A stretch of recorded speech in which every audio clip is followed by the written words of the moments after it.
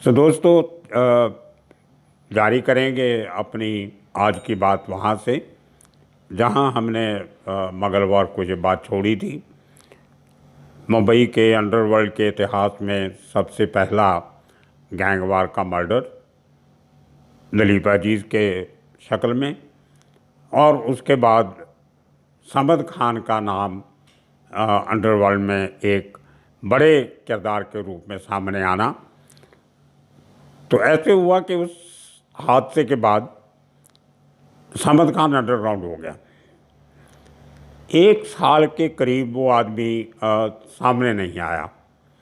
कहाँ रहा, कैसे रहा, घर वालों से कोई टच नहीं, किसी को मालूम नहीं, किसी को पता नहीं कि कहाँ है। लेकिन वो एक साल जो था वो हर पल हर दिन कुछ नई बातें सामने लेके आता था। अब मजीद और हमीद जिनके बाप का कत्ल हुआ, वो एक तरफ तो डरे हुए थे कि जो शख्स शरेआम लोगों के सामने हमारे बाप को तलवार से इस तरह कत्ल कर सकता है, वो हमारे साथ क्या कर सकता है, कैसे कर सकता है, कब कर सकता है। तो एक डर, उनको ना दिन में चैन ना रात को नींद। और दूसरी तरफ जो पठान गैंग के वो लोग जिनका कोई लेना देना नहीं था इस किस्से से, इस हादसे से। उसके पहले समद खान का पठान गैंग की गतिविधियों में, उसके काम करने में कोई दखल नहीं था। करीम लाला अकेले ऐसे वाहिद शख्स थे जो अपने नाम से, अपने दम से वो पूरे का पूरा जो वो गैंग था जिसको हम कहते हैं वो चला रहे थे। 40 साल एक तरह से उन्होंने मुंबई में हुकूमत की, और कोई बिना किसी खून खराबे के। मज़े की बात यह है, कोई मर्डर नहीं, कोई तलवार नहीं, कोई चाकू नहीं, कोई एक्सटॉर्शन नहीं, कोई प्रोटेक्शन मनी नहीं, किसी को किडनैप नहीं किया, किसी को गाली नहीं दिया, किसी को थप्पड़ नहीं मारा, किसी का घर हड़प नहीं किया, किसी से हफ्ता नहीं मांगा। दिया होगा, पुलिस को हफ्ता देते थे, लेकिन लिया किसी से नहीं। मतलब वो शख्स जिसने कभी खून खराबे में यकीन नहीं रखा, तो उसके घर में एक शख्स, एक गर्म खून, एक यंगस्टर जो है वो तलवार हाथ में लेके निकलता है और अपने एक दुश्मन को उसके घर के बाहर मार देता है। तो एक माहौल पैदा हुआ। और वो जो करीम लाला के रिश्तेदार थे, नीरज उसके दोस्त थे, उसके साथ काम करने वाले, उस टाइम पे पठान गैंग जिसको कहते थे, उसके साथ जुड़े हुए लोगों में से ज़्यादा नाम जो थे यही थे। नवाब खान, उसके बेटे, दोनों नवाब, उनके बेटे, और इस किस्म के कुछ और चंद लोग, उनको ही पठान गैंग समझा जाता था। लेकिन सामद के इस हरकत के बाद, इस कारनामे के बाद, ये लोग एक सेकेंडरी हो गए। प्राइमरी जो फिगर था वो समद खान बन गया। अब हमीद, मजीद ये ढूंढने में लगे हैं कि समद खान कहाँ है। इनको ये डर था कि अगर हमने समद खान को नहीं मारा तो वो हमें मार देगा। और समद खान ढूंढने में लगा है मजीद हमीद को कि अगर मैंने इनको नहीं मारा तो ये अपने बाप का बदला लेने के लिए मुझे मारेंगे। और इसी तरह जो फैमिली के बाकी मेंबर थे उनके ऊपर भी खतरा मंडरा रहा था।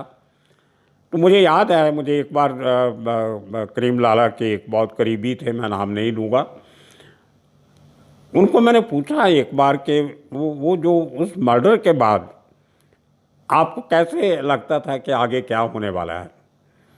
उन्होंने कहा कि हमारे करीम लाला साहब की जो उनका एक पैंट थी बॉम्बे में, जो उनकी गुडविल थी एक दुश्मनों के अंदर भी, वो उस घड़ी हमारे बहुत काम आई।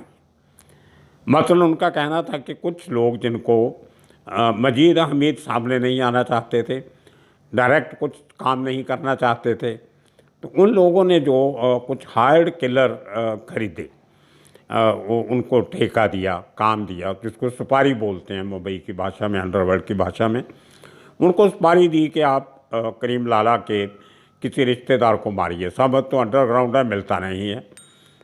समद के भाई को मारो, उसके भतीजे को मारो, करीम लाला के भाई के मारो, उसको भतीजे के मारो, कोई मतलब इस किस्म की बातें कि उनके ख़ानदान में से किसी को मारने का काम दिया गया।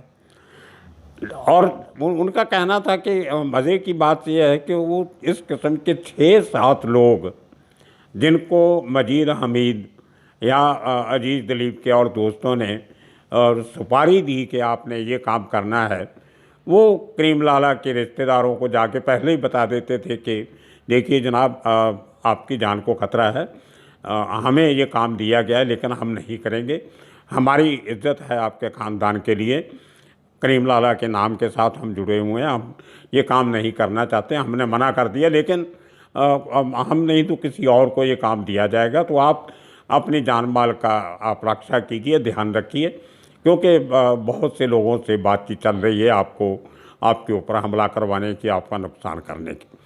तो ये बहुत इंटरेस्टिंग बात है अंडरवर्ल्ड में कि एक शख्स जिसको मरवाने के लिए जिसको मारने के लिए किसी शख्स को पैसे दिए जाते हैं, वही शख्स उस आदमी को जाके बोलता है कि मैं आपको मारना नहीं चाहता, मुझे पैसे का लालच नहीं है, मैं आपकी इज्जत करता हूँ।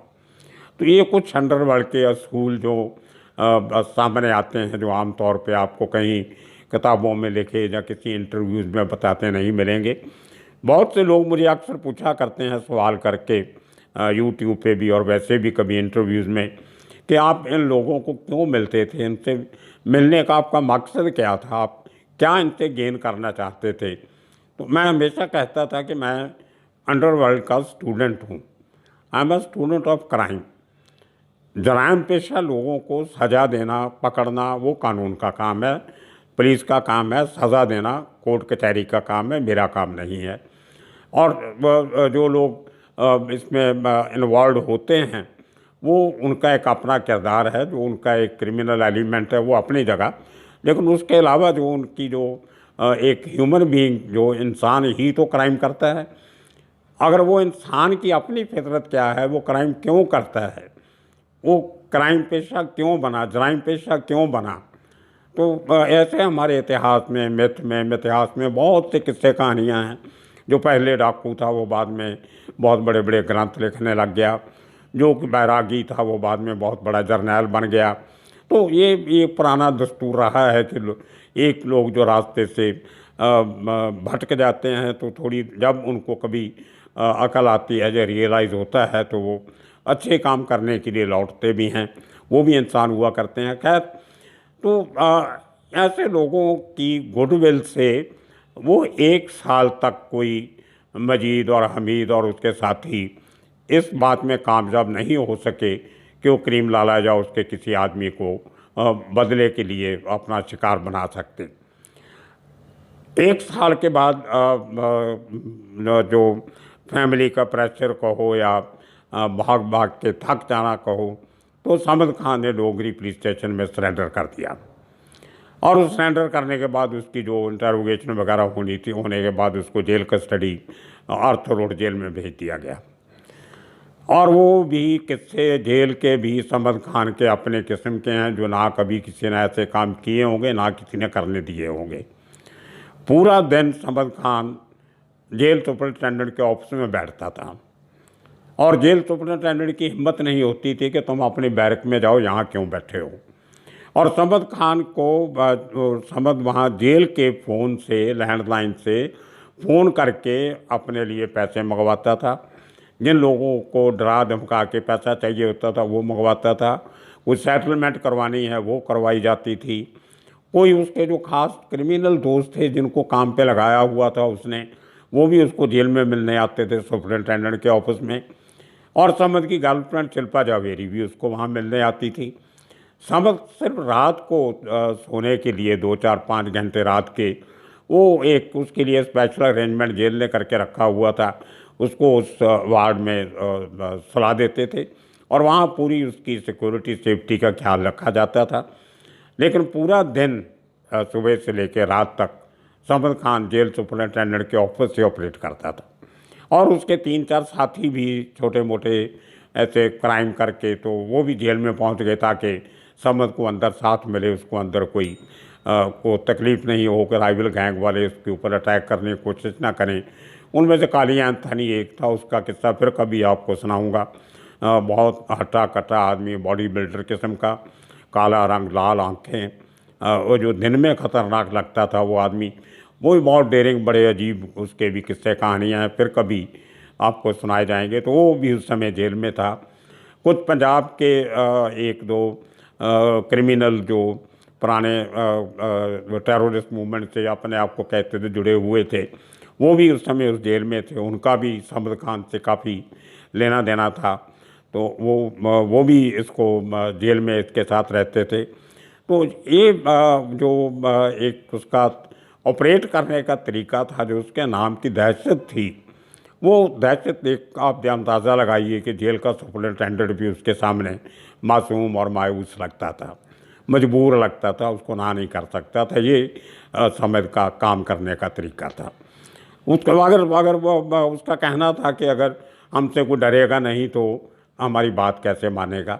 तो ये एक अंडरवर्ल्ड का असूल है। खैर, जेल के बाद उसकी जब ज़मानत हुई, ज़मानत होने के बाद जो समद खान ने फिर उसका जो कुछ जो डर उसके अंदर थे, जेल का डर, कैद का डर, भागने का डर, वो ख़त्म हो गया। ज़मानत के बाद जो उसने फिर धड़ाधड़ जो काम करने शुरू किए, वो अपने आप में अजीब किस्से कहानियाँ हैं सब। बहुत लंबा चौड़ा इतिहास है उसका। तो जैसे जैन मर्डर केस बहुत मशहूर हुआ उन दिनों में। सी रॉक होटल जो बांद्रा के समुद्र के किनारे बना हुआ है, जिसके ऊपर बॉम्ब ब्लास्ट 93 में भी वहाँ एक बम फटा था, और आजकल तो वो बंद पड़ा है। तो उस होटल में एक आदमी था, कोई ट्रैवल एजेंट कम रिक्रूटमेंट एजेंट, जिसने समद खान को कुछ पैसे देने से और दे नहीं दे रहा था। तो समद ने अपने बंदे को उसके पीछे लगा के मालूम किया कि वो सी रॉक होटल में रुका हुआ है। तो समद अकेला अपना रिवॉल्वर लेके, जब पिस्टल लेके जेब में डाल के, सफारी सूट पहना हुआ, और रिसेप्शन पे गया। मैंने बताया था पिछले वीडियो में कि अंग्रेज़ी बहुत खूबसूरत बोलता था, कॉन्वेंट एडुकेटेड था। तो उसने अंग्रेज़ी में पूछा, मैं you know mister Jain in which room he is. वो अनफॉर्चुनेटली, जहाँ लकीली, वो ऑपरेटर ने उसको जो रूम नंबर था, वो रिसेप्शनिस्ट ने वो रूम नंबर गलत दे दिया। कोई उस नाम के दो लोग ठहरे हुए थे। तो इनिशियल समद ने बोले नहीं, जहाँ उसने समझे नहीं। मसलन जैसे एसी जैन, केसी जैन, तो इस किस्म के दो जैन थे, और समद को एसी की तलाश थी, एसी जैन की, और रिसेप्शनिस्ट ने उसको केसी जैन का रूम नंबर बता दिया। वो जो भी रूम नंबर था, समद ने लेफ्ट पकड़ी, उस रूम में गया, दरवाज़ा खोला और उस आदमी को पूछा, मिस्टर जैन? तो उसने बोला, हाँ जी, आप कौन? बस समद ने 5-6 गोलियां मारी और उसको मार दिया। कोई उसका हाल नहीं पूछा, कोई जवाब नहीं दिया, और बड़े आराम से उसको गोली मार के लिफ्ट से नीचे आ के रिसेप्शनिस्ट को थैंक यू बोल के चला गया। मतलब किसी की हिम्मत नहीं होती थी, कोई अंदाज़ा नहीं लगा सकता था कि ये एक स्मार्ट गाय, गुड लुकिंग, पढ़ा लिखा, ये आदमी इस किस्म के काम भी कर सकता है और इतनी डेयरिंग से कर सकता है। ये नहीं जैसे हम फिल्मों में देखते हैं कि एक हीरो जो है वो गैंगस्टर बना हुआ है, वो जा रहा है, 10 बंदे उसके साथ बंदूकें लेके साथ में जा रहे हैं, और बड़े अजीब से तरीके से डायलॉग बोले जाते हैं, आप कौन हो, आपको ये कहा, वो कहा, लंबे चौड़े सीन खींच के फिर उसको गोली मारते हैं। तो ऐसा कोई रियल लाइफ में बिल्कुल ऐसा नहीं होता जो हम आर्टिफिशियल तरीके से ग्लोरीफाई करके हम स्क्रीन पे देखते हैं। खैर, समद अकेला गया, उस आदमी को मार के आ गया, और बाद में मालूम पड़ा कि वो तो गलत आदमी को मार दिया। लेकिन वो जो असली आदमी था जिसने समद के पैसे देने थे, जो कमिटमेंट की थी, कोई बिजनेस डील थी या क्या थी, वो इतना डर गया कि उसने अपने दोस्तों के थ्रू, इन इंटरमीडिएटरीज के थ्रू, उसने समद को मैसेज पहुंचाया कि भाई साहब, जो मैंने आपसे प्रॉमिस किया था मैं उसका 2 गुना देता हूँ, लेकिन मेरी जान बख्शो। अब मैं डर डर के जीना नहीं चाहता। खैर, उसने पैसे दिए नहीं दिए पता नहीं, लेकिन वो आदमी बाद में वो मरा नहीं, वो जिंदा बच गया, लेकिन एक गलत आदमी मर गया। तो ये समद का काम करने का तरीका था। अकेला जाता था, और कभी इसलिए वो कहाँ जा रहा है, किसको मिलने जा रहा है, किसका क्या करेगा, वो इन्फॉर्मेशन कभी लीक नहीं होती थी। अंडरवर्ल्ड में खबरें, अंदर की बातें तब लीक होती हैं जब एक से ज़्यादा लोग इन्वॉल्व होते हैं। जब 5 लोगों के साथ प्लानिंग होती है कि तू वहाँ खड़ा होगा, तू वहाँ खड़ा होगा, तू ये करेगा, वो करेगा, उनमें से एक आदमी टूट जाता है किसी कारण से, वो या तो पुलिस को बता देता है या राइवल गैंग को बता देता है और आपकी इन्फॉर्मेशन लीक हो जाती है। काम नहीं होता बल्कि नुकसान हो जाता है। समद खान इस चक्कर में नहीं पड़ता था, वो खुद ही फैसला करता था और खुद एक्शन लेता था। और उसकी इस दिलेरी से अंडरवर्ल्ड के जो उस टाइम पे जितने भी सोकल सरगना थे वो सब डरते थे। मुझे याद है एक मुलाकात में मैंने दाऊद इब्राहिम के साथ जब समद की बात चली तो खुद दाऊद इब्राहिम ने ये बात मानी कि हमारे उस दौर में हमारी उम्र के सब लड़कों में से समद खान सबसे दिलेर था, बहादुर था, और वो अनप्रडिक्टेबल था, कब क्या कर देगा किसी को मालूम नहीं था। तो दाऊद भी उसकी दिलेरी की एक तरह से कदर करता था। ये समद का एक किरदार था, उसकी एक करैक्टर था, उसकी ट्रेड थी उसकी नेचर की। इसी टाइम पे जब समद के ये सब किस्से चल रहे थे, उस टाइम पे मुंबई के दूसरे जो अंडरवर्ल्ड के जो सरगना थे अलग अलग इलाकों में, बाबू रेशम, पप्पा नायर, गुरु साटम, बड़ा राजन, इस किस्म के लोग सब अपने अपने इलाकों में जिनकी सल्तनत चल रही थी वो अपना अपना काम कर रहे हैं। अरुण गवली, अमर नायक, ये सब काम चल रहा है, वरदाराजन मुडलियार। लेकिन समद का इन सब से किसी के साथ कोई लेना देना नहीं था। वो अपने ट्रैक पे अकेला ही चलता रहा। और एक बार जब दुश्मनी, तब तक उसकी दाऊद गैंग के साथ कोई नहीं थी, छोटी छोटी बातें होती थी। और जो दुश्मनी जहाँ से दाऊद गैंग के साथ शुरू हुई समद की, वो बड़ा इंटरेस्टिंग किस्सा है। वो ऐसे हुआ कि एक छोटी सी बात पे इनमें कुछ तकरार हुआ और उसको लेके करीम लाला जो थे वो दाऊद के बाप को उसके ऑफिस में मिलने गए और उसको ये कहने के लिए कि देखो आप अपने बच्चों को, बेटों को समझाइए, वो इस किस्म की हरकतें करते हैं। और समद जो है वो और हमारे जो दूसरे पठान लड़के हैं वो काफ़ी नाराज़ हैं और इनका जो खून खराबा इनमें हो सकता है, तो आप अपने बेटों को समझाइए। ये पठानों को गाली देते हैं और हमारे जो पठानों के जो हमारे पीर गुरु वगैरह हैं उनको भी गालियाँ देते हैं, तो ये अच्छी बात नहीं है।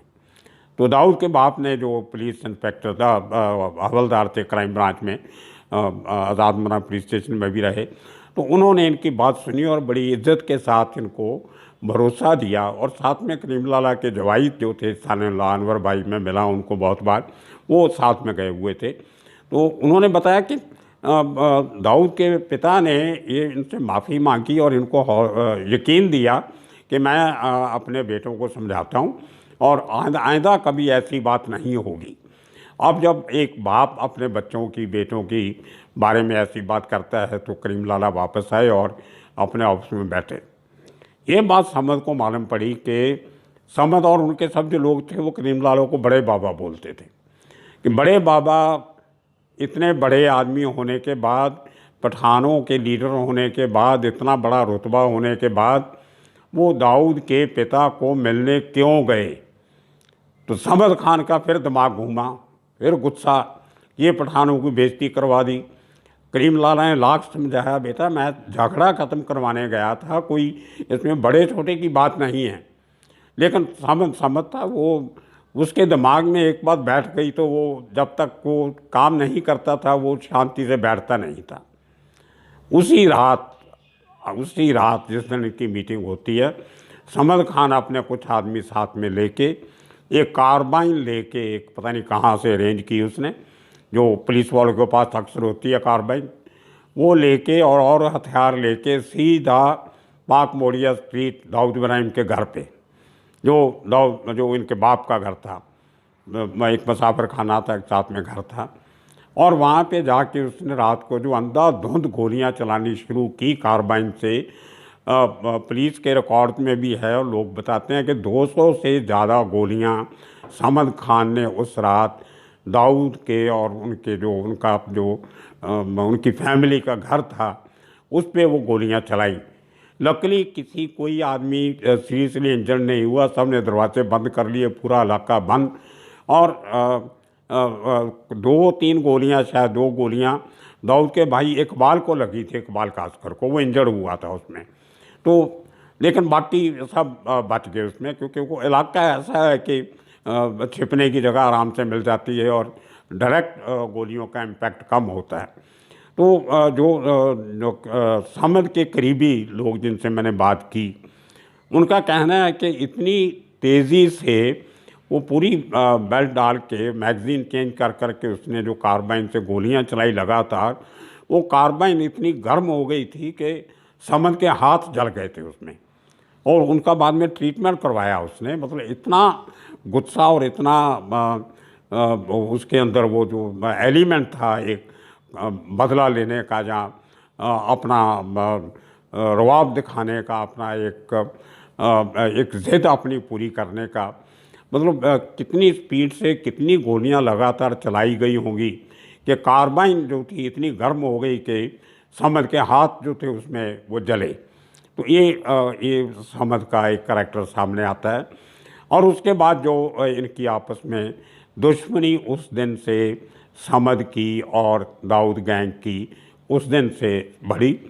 और उसके बाद समद को दाऊद गैंग सबसे बड़ा दुश्मन समझने लगा। उनको ये लगा कि जब तक समद जिंदा है तो हमारी सबकी ज़िंदगी जो है वो खतरे में है। तो तब तक तो दाऊद जो था वो अमीरज़ादा आलमगीर से अपने बड़े भाई सबीर का बदला लेने में लगा हुआ था। समद इस बीच में नहीं था तब तक। लेकिन इस 200 गोलियां चलाने वाले इंसिडेंट के बाद दाऊद के लिए सबसे बड़ा दुश्मन बना गया समद खान। और उस समद खान को अपने रास्ते से दाऊद ने कैसे हटाया, वो कैसे अंजाम तक पहुँचे, कैसे उसके बाद दाऊद को देश छोड़ के जाना पड़ा, कैसे फिर दाऊद जो आज दाऊद है वो बना, समद खान का क्या हुआ, कैसे हुआ, ये सब किस्सा हम अगले मंगलवार आपको फिर सुनाएंगे। तब तक के लिए आप सबका शुक्रिया, धन्यवाद।